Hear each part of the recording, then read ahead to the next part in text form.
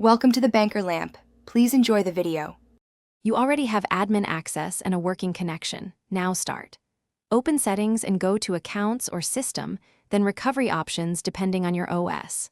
Once there, locate the BitLocker, File Vault, or device encryption entry labeled Recovery Key or Restore Key. Make sure to pause other tasks so the system doesn't interrupt.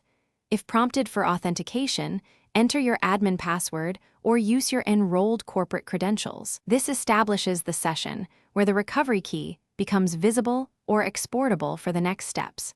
Once you've opened the recovery options, select the specific encrypted drive and click View or Backup Key. Authenticate with your admin password, PIN, or hardware token.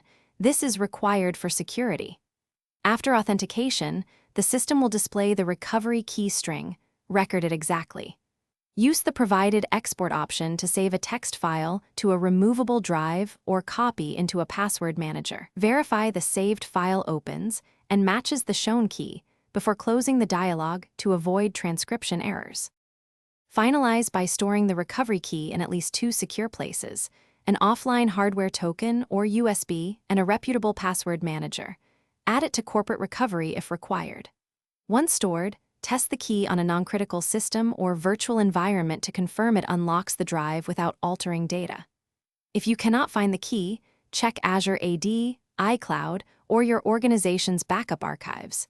If still missing, contact your admin immediately, because without that record, you may be unable to recover encrypted data. Thanks for watching. If this was helpful, leave a like and consider subscribing. See you next time.